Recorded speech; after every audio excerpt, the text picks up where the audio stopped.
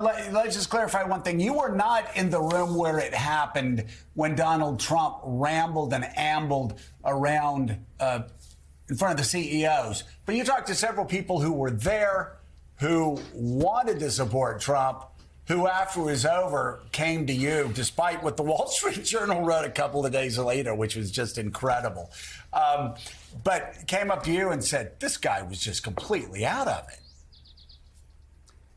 Look, I heard from a number of people in the immediate aftermath of that meeting, as I said, people who had been supportive of Trump who were a little bit surprised about just sort of how the conversation went. As you know, President Trump and others have since come out and said that he was applauded at the end of the meeting and that there were other CEOs who liked him. I know that Jeff Sonnenfeld has talked to a whole number of CEOs who were at that meeting as well, who could weigh in on where they stand. But I think the big lesson of all of this, more than anything, is that CEOs right now don't want to say anything, actually, publicly about any of the candidates. We had David Rubenstein on, by the way, this morning, a longtime Democrat, former Carter administration.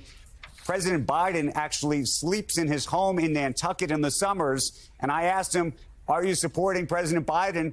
And he didn't want to say he was supporting President Biden. He said, it's my own choice, and I'll be making it separately. And I think that speaks to the point right now, which is that people are scared to even say anything, in part because it very well may be that if President Trump does win, they're nervous about what it would mean to be on the other side of him.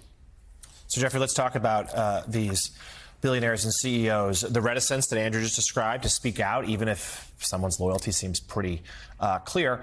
But what are they saying behind closed doors? You have such a pipeline to them. Is completely corroborate what Andrew had courageously identified is that business roundtable meeting. Nobody came there to meet with President Trump. That was their quarterly meeting, and President Biden was also invited. President Biden was actually in Geneva, Italy at the time for the G7 meetings, and the chief of staff went and did a very good job. Jeffrey Zients in his place is that the CEOs historically. Not to question what Andrew said, but historically, this group has been 60 to 70% Republican leaning throughout history. There were the Tom Watsons of IBM, Every Shapiro DuPont. They were the exception that were Democrats. And in fact, going back to William Howard Taft, to Calvin Coolidge and Reagan and the Bushes, the group is 40 to 60% openly, financially, and publicly supporting the GOP candidate. Starting with Trump, it went to 0. 2016, none. 2020, just 2. And now it's none again. So that is a profound break in the historic pattern that CEOs don't want to be identified with the Republican candidate. That's profound. And they hate his positions, his economic positions, which we could talk about, but also the way he tears apart the social fabric of society. Tocqueville said when he came to the country in 1840, that even more important than financial capital is what he called social capital. And the way Trump goes for these wedge issues, you know, many times, of course, especially around Charlottesville, when we had these anti-racial bias peaceful protesters equated with the white supremacists, the CEO stepped away. First time in American history, wave after wave, pulled away from the president's advisory councils. At our own events, after January 6th in 2021, the CEOs, roughly 100 of them, and again, about 75% Republican, unanimously voted for him to be impeached. That was shocking. I didn't expect that outcome. They left him. They're not flocking to him. And to tell you a little secret, they never flocked to him. Some of the people whose names we talk about on these shows as supporting him, in 2005, I brought him to one of our CEO summits, and those exact people said, if he walks in the room, we're walking out. And in fact, that top tier did all walk out. Let me ask you this. One of the issues that a lot of CEOs are dealing with now is DEI, diversity, equity, and inclusion. Many of the people that have been leading the battle to erase DEI or stop DEI, Stephen Miller, Bill Ackman, all of which have supported Trump. Miller's part of Trump's brigade. How are CEOs reacting to that? Because they're getting pressure from civil rights group like mine that they can't back out of DEI with consumers. On the other hand, Trump has been anti-DEI. His Supreme Court went against affirmative action. How do they mitigate this? Or is that part of why they're staying silent one of the issues they don't want to get into the middle of is DEI. One of the things Reverend, that's a fantastic question because it's really nuanced how they handle it. We in the university world similarly have had our hands slapped and trying to figure out how to navigate that space. These CEOs know what the right thing is to do. They want to weave together the tapestry of society to give everybody an opportunity, make it equal. They worry about some of the language from time to time, so they try to weave around the language. But these CEOs are not xenophobic, on immigration issues, and of course they're not protectionist and they're not isolationist either. They believe in the rule of law and not the law of rulers, and they're trying to find a way to make this work. And what they would like to find right now is they'd like to find something that you tap into, but not enough of your colleagues do, which is what we saw in the 1960s, the interfaith clergy that locked arms together, that boldly stood out front, along with the trade associations, the professional societies, even the AMA, the ABA, institutional investors, employee chat groups, is that they need to support the CEOs when they take these stands, that they're not out on a limb. These are the stakeholders. These are the people who own the companies. These CEOs are hired hands. They need the support of other civic leaders, but you're absolutely right. As they work their way through us, and those companies are outperforming the companies that really didn't give up on DEI. Microsoft or I don't know, whoever you think of, they're Apple, they're doing extremely well. It's the alt-right economy that's doing terribly. The companies that disparage DEI are actually, coincidentally, doing terribly. All right, Yale Jeffrey Sonnenfeld, thank you as always. Sonnenfeld, thank you as always. We love having you on the show. His latest essay for the New York Times is entitled, I Know What America's Leading CEOs Really Think of Donald Trump, and it's online now. Yeah, and please come back soon. You know, it's so interesting, and it is true. I mean, you look at just trends in America. You look where younger consumers are, where the market is, and younger consumers aren't xenophobic. Younger consumers aren't,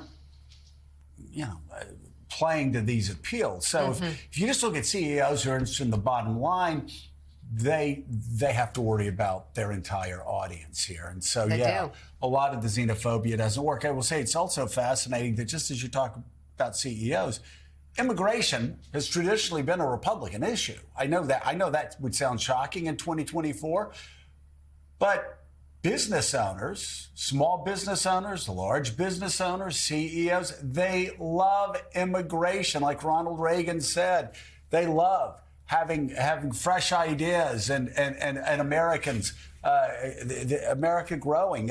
Same thing with free trade. The protectionism scares the hell out of these CEOs. So Donald Trump's talking about these massive tariff taxes. He's talking about tariffs like nobody else, and that's something that scares the CEO. So Andrew Ross Sorkin, I want to circle back to you, and of course, we knew you were out there. Yeah. I'll let you finish there. But first of all, I just got to say, we knew you were there for the Aspen Ideas Festival. We know legendary, editor Tina Brown's out there. She's running the whole thing. She's taking the baton from Walter Isaacson, who just did an extraordinary job. Walter, to Tina, all of you in great hands. I am curious, though. Started yesterday. What's the temperature in the room? Yeah. We can talk about politics. I know that's going to be more muddled. Or but anything. The U.S. economy, debt, long-term deficits, inflation. What are you hearing out there? AI. What are the concerns? AI. I'm going to be talking to Sam Altman, by the way, from OpenAI is going to be here. I'm going to be talking to Larry Summers, Peter Thiel. I'm going to be speaking to later this week. We'll talk about both politics and the economy, as you might imagine. And I think that right now, there is actually a sense, and it was said, we were talking about David Rubenstein earlier. He said, what's the economy right now? He thinks it's a B+. Maybe that's, and that's not even really on a curve relative to the rest of the world. I think most people here feel pretty good about where things stand. I don't think it's perfect yet, but clearly I would actually argue the big conversation here is actually not really the economy. It is very much politics and what's going to happen. By the way, Jonathan Capehart hosting a big debate watch party later this week, and there's a whole number of politicians are going to be here that are going to be part of that. But if you'd allow me, I just wanted to refer to the Reverend's question earlier about DEI and just what CEOs are thinking, because I think there's something that's very profound that's happened in America, even over the last several years. And you referenced immigration. I will tell you, by the way, during that Business Roundtable meeting, I'm told that Tim Cook specifically asked former President Trump about immigration and was asking the question because of his views about dreamers. And I think a lot of these businesses would like to actually have dreamers be allowed in this country. But to the DEI point, you know, a lot of companies really went down and made a whole number of pledges around DEI because they felt a moral imperative to do it. And what's happened, though, is that there's been such a pushback, even though customers and employees may very well like it, but a pushback in red states where a lot of these companies do business. And it's actually because red states and Republicans have long left businesses alone because they would say it's a free market. Companies should be able to do what they want. But what's happened now is where you have states like Texas and Florida telling Disney certain things, or telling a bank you can't, you know, if you stop financing guns, we're not going to allow you to sell municipal bonds in our state. That has actually changed the dynamic. And it's another reason that I think you're seeing CEOs be silent in many ways around this entire election, because they're so fearful that they are going to be on the wrong side, not of history, but the wrong side of this whole issue, and that their business is going to be injured. Now, that's a very amoral, if not immoral, position, but that's what's happening. I mean, their job's the bottom line. That's what they're thinking. And I will say that I've made a general statement about DEI. You know, younger consumers are going to be attracted to companies that do share their point of view, and that's probably more in line with their point of view. There are, of course, exceptions. Target, Bud Light. That you know, Bud Light just did I think they just did an Instagram post, and you know, everybody melted down over it. I don't know if they've got their brand, if they've got, you know, I think they're still kind of struggling. So there's that. I did want to ask you one other thing too, and I'm starting to pick something up. And you know, I ran for Congress as a deficit hawk. That's been my obsession for 30 years now. Nobody's cared about it for about 28 years.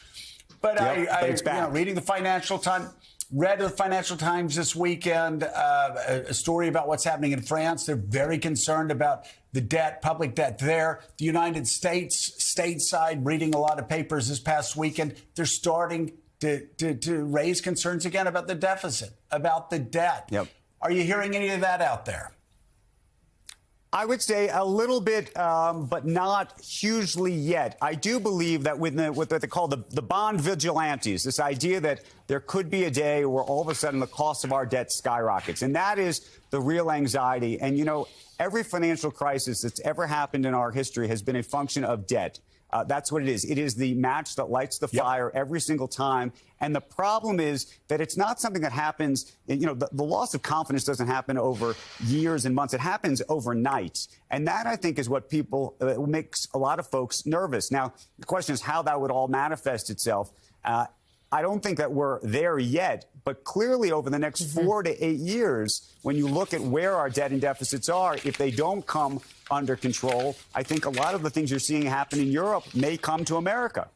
Hey there, MSNBC fans. I'm Luke Russert, and be sure to join me, Rachel Maddow, Jen Psaki, Lawrence O'Donnell, Steve Kornacki, Joy Reid, and many more September 7th in Brooklyn, MSNBC Live Democracy 2024. Click on the link for ticket information. We will see you there.